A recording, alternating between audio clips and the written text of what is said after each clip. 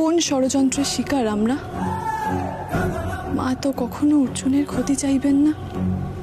তাহলে কি কে শুভ্রদাকে দিয়ে এই কাজ করালো? অনেক কিছু সমাধান করতে হবে আমাকে, আর সেটা করতে হবে পুলিশ হয়ে। এটাই আমার শেষ অস্ত্র। তুমি বলছিলাম আজকে তোমার সমরেশ স্যারের ওখানে যাওয়ার ছিল না? তাই তোমার ফিজিক্যাল টেস্টের জন্য একবার স্যারকে ফোন করে নাও না।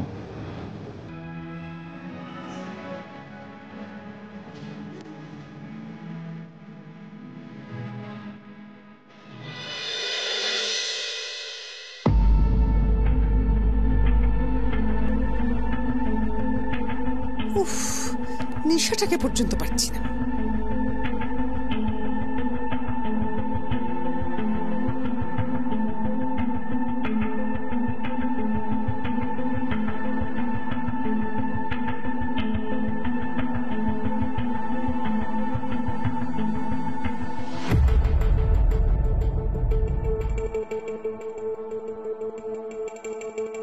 কি দেখছো?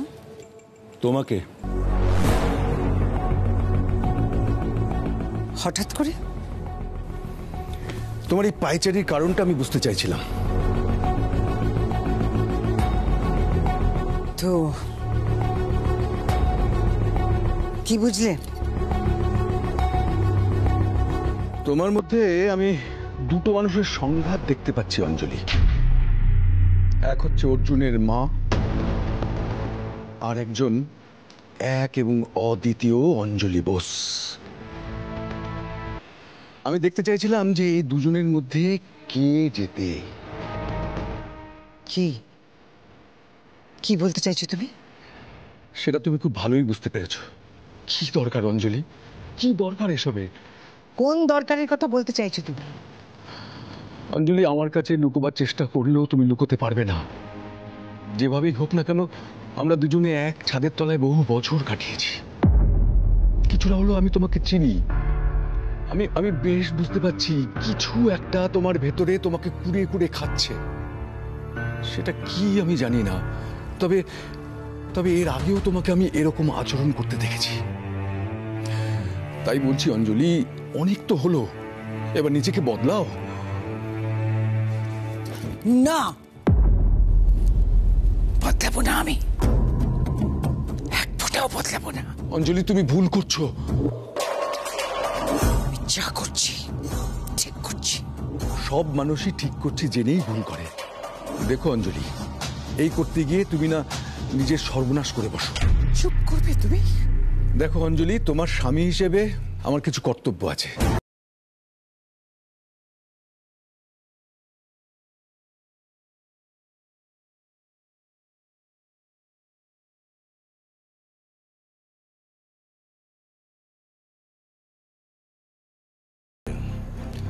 তুবড়িকে যে করে হোক আমাদের পুলিশ ফোর্সে দরকার। আমি তো হসপিটালে গেছিলাম, গিয়ে দেখলাম ও খুব বিপদের মধ্যে আছে, তাই ওকে এটুকু সময় দেওয়াই যেতে পারে। ও তো বললো আসছে। স্যার, আমি এসে গেছি। আপাচ্ছ কেন? অনেকটা রাস্তা ছুটে এসেছি স্যার। ওকে, গুড। ওনাকে গ্রাউন্ডে নিয়ে যান। 400 মিটার দৌড়, high jump, long jump, eye testing, height পেট সব পরপর দেখবেন। কোনোটাতে যদি বিন্দু মাত্র মাইনাস পয়েন্ট হয় রিজেক্ট করে দেবেন। আর হ্যাঁ, ও ছুটে এসছে বলে এই অজুহাতটা শুনবেন না। ওকে স্যার, আসুন। আপনি নিশ্চিন্তে থাকুন স্যার, উনি কোনো মাইনাস পয়েন্ট পাবেন না। আর হ্যাঁ, অজুহাত বানানো আমি সব থেকে বেশি ঘেন্না করি, কারণ ওটা আমার কাছে এক প্রকারের মিথ্যে। আসি স্যার, চলুন। তুবড়ির অ্যাপয়েন্টমেন্ট লেটার রেডি করো। কিন্তু স্যার, তুবড়ির তো কোনো টেস্ট কমপ্লিটই হয়নি। হয়ে যাবে, এটা আমার এক প্রকার বিশ্বাস। তুবড়িকে কেউ ফেল করতে পারবে না। আমি মানুষের চোখ দেখলে বুঝতে পারি কে এই পুলিশের চাকরি পাবে, কে পাবে না। আর বাই চান্স যদি আমার কথা না মেলে, একটা পেপার তো ছিঁড়তে কতক্ষণ। Okay sir.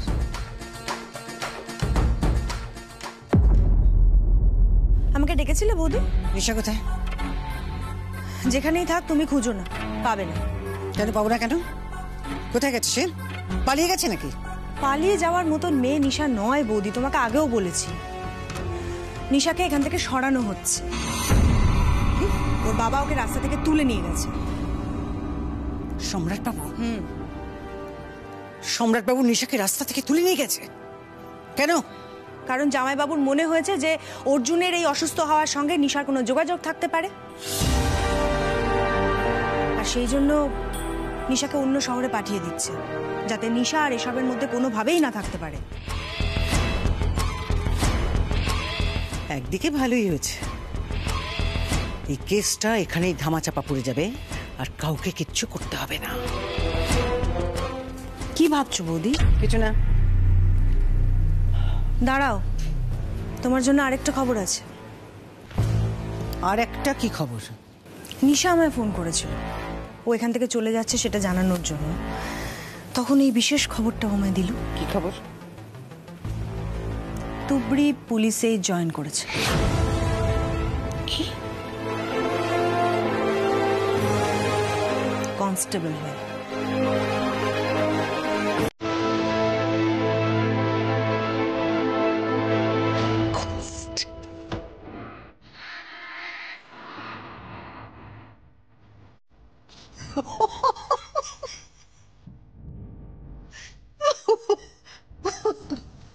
কনস্টেবল হয়ে? কেন, তুমি কি কনস্টেবল হয়ে আমার সাথে লড়াই করবে নাকি? কনস্টেবল হয়ে তুবড়ির যাত্রা শুরু বৌদি, তারপর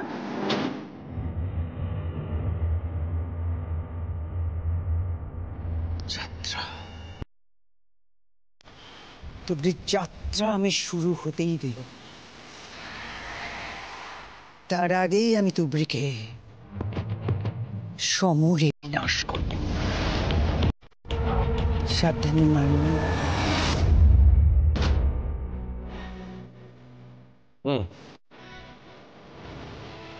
কামটা দাও। কি রিপোর্ট? দৌড় একদম টাইমের মধ্যে শেষ করেছে স্যার, আর বাকি পরীক্ষাগুলো তো একদম পারফেক্ট, কোনোভাবেই ওর নাম্বার কাটা যাচ্ছে না।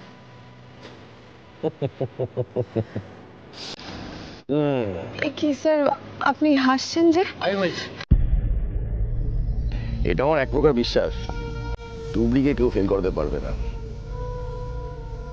আমি মানুষের চোখ দেখলে বুঝতে পারি কে এই পুলিশের চাকরি পাবে কে পাবে না।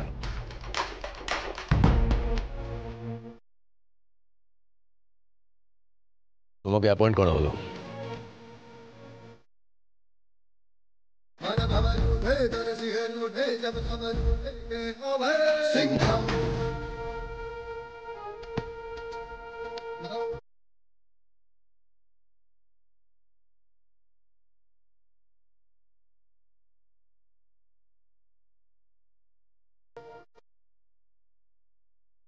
থ্যাংক ইউ স্যার, আমি এটা খুলে দেখতে পারি? Sure, all yours.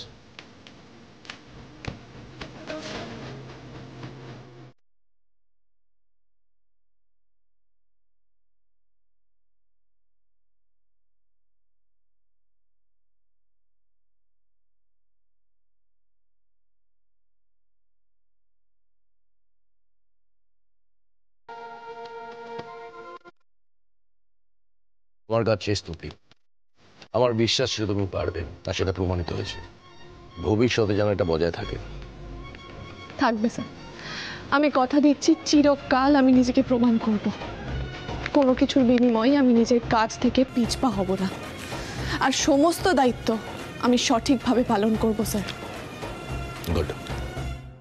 কিন্তু তুমি কয়টা ভুল করে ফেলেছো, ভবিষ্যতে যেন সেগুলো রিপিট না হয়। যেমন সময়ের কাজ সময়তেই করতে হয়, সময় মেনে চলতে হয়। আর ভুল হবে না স্যার, আমাকে আমার স্বপ্ন ছুঁতে হবে। তোমার স্বপ্ন তো পুলিশ হওয়া। হ্যাঁ স্যার, সেটা আমার স্বপ্ন, কিন্তু আমার লক্ষ্য অন্য। এরপর একে একে আমি পুলিশের পরীক্ষা দিয়ে আইপিএস হব, আপনার মতো একদিন অফিসার হব।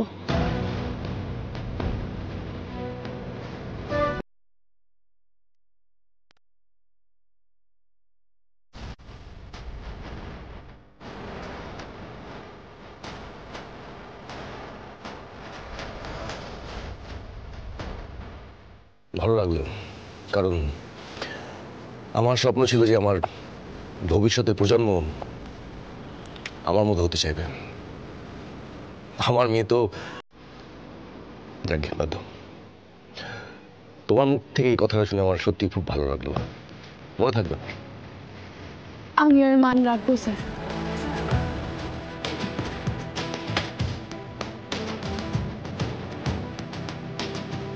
আমি পেরেছি অর্জুন, আমি পেরেছি মা, আমি পেরেছি।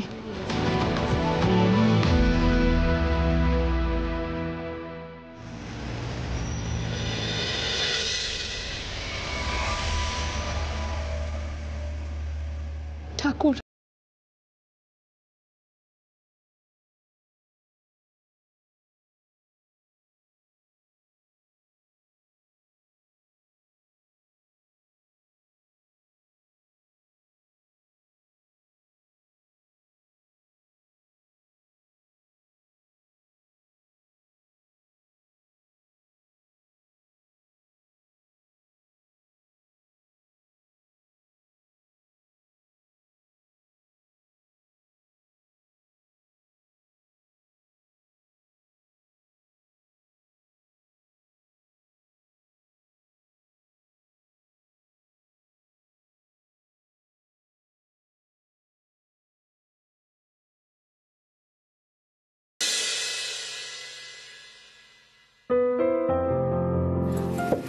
দিদি, অর্জুন সব খেতে পারবে তো?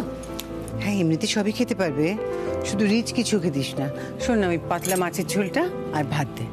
আচ্ছা বাবা, কেমন লাগছে শরীর এখন? ঠিক আছে? ঠিক আছে মা। কত বড় একটা ফাঁড়া গেল বলো তো দাদু ভাইয়ের। ও বড় বৌমা, আমি কিন্তু কাল একবার মন্দিরে গিয়ে পুজো দেব। যেও মা, মন্দিরে পুজো দিতে যাওয়াই উচিত। ঠাকুর অর্জুনকে আমাদের সকলের কাছে আবার ফিরিয়ে দিয়েছেন। জানো তো মা, ঠাকুর বোধহয় জানেন যে অর্জুনের কিছু হয়ে গেলে আমি শেষ হয়ে যাব। ভেবো না মা, যতক্ষণ তুবড়ি আমার সঙ্গে আছে আমার কিচ্ছু হবে না।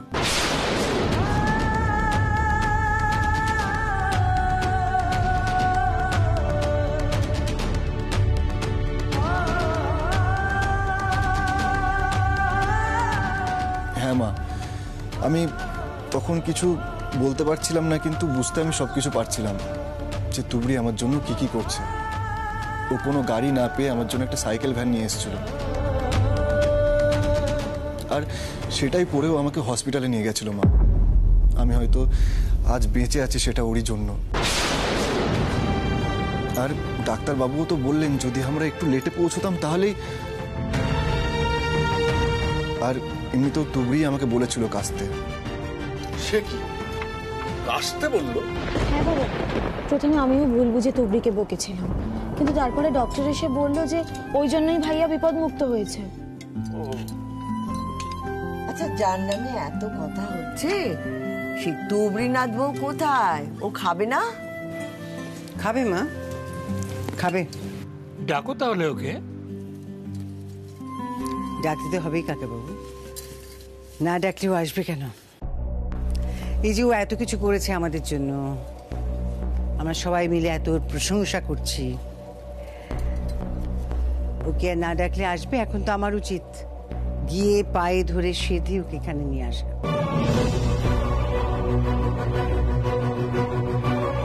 কিন্তু ও ভালো করে জানে যে আসলে ও যদি নিজে থেকে আসে তাহলে হবে না, ও যদি না আসে তাহলে এখানে দুটো কথা হবে, সবাই আমাকে প্রশ্ন করবে, আমাকে বলা হবে যে আমি কেন ওকে অপমান করেছি। অপমান নয় ঠিক, আসলে ছেলেটার শরীর খারাপের জন্য আমি এতটাই দুশ্চিন্তায় আছি। আমি সত্যি তো দুটো কথা বলে ফেলেছি ওকে, সেই আর কি তার সদ্ব্যবহার করছে সেই সুযোগটার। মা, তুবড়ি একটু বেরিয়েছিল, ও একটা কাজের জন্য ও বেরিয়েছিল। বেরিয়েছিল না বেরিয়েছে? বেরিয়েছিল, এখন ফিরে এসেছে, ও হয়তো ফ্রেশ হচ্ছে মা। ও চলে আসবো, নিজেই চলে আসবো। তুমি খেতে বসো না, আর তুমি যদি খেতে বসে যাও তোমাকে কেউ কিছু বলবে না।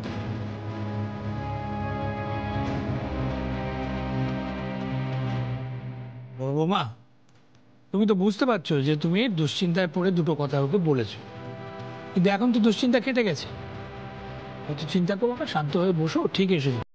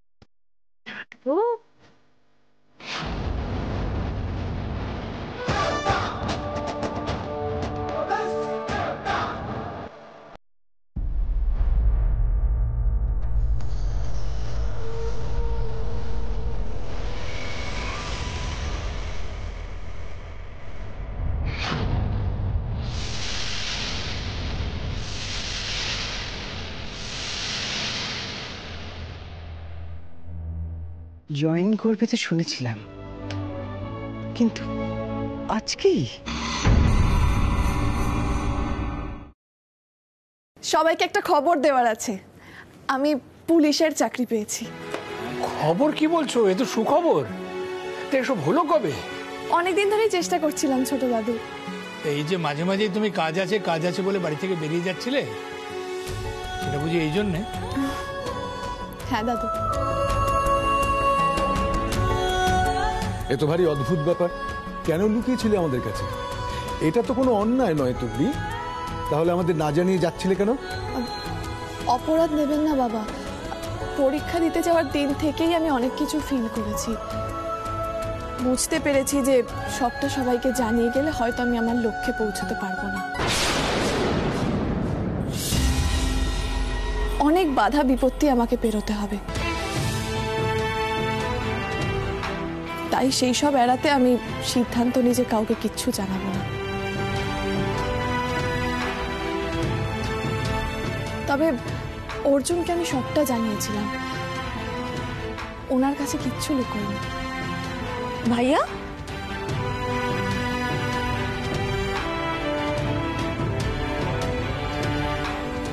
হ্যাঁ আমি জানতাম।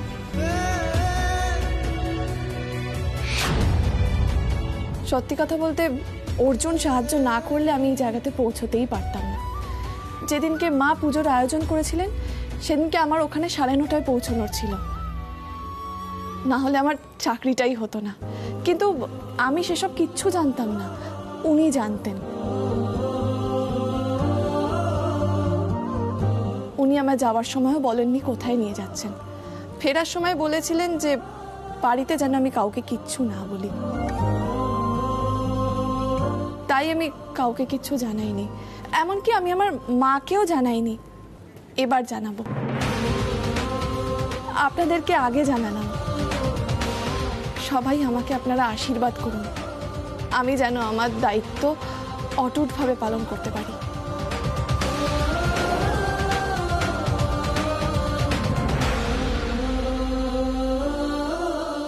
তোমার জীবনে যে অন্যায়টা হচ্ছে তার সাথে লড়াই করার জন্য এই চাকরিটা তোমার খুব প্রয়োজন ছিল, তাই না তুবড়ি?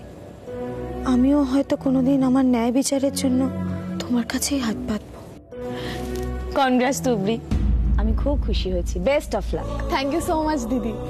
সত্যি একেবারে চমকে দিয়েছো তুমি, একেবারে সারপ্রাইজ।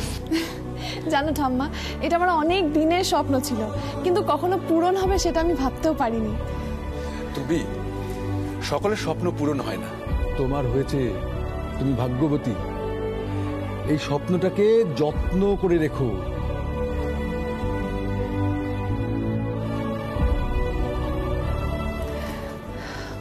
মা,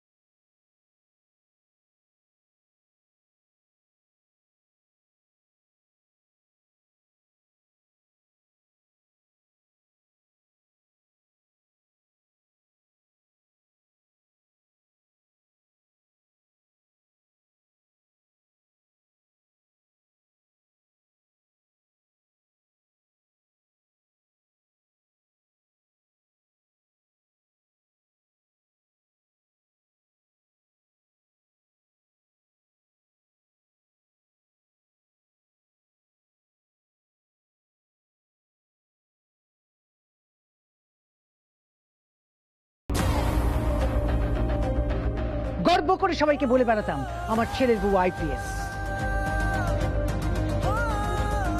এই বাড়ির বউ হয়ে তুমি কিছুতেই কনস্টেবলের চাকরি করতে পারবে না।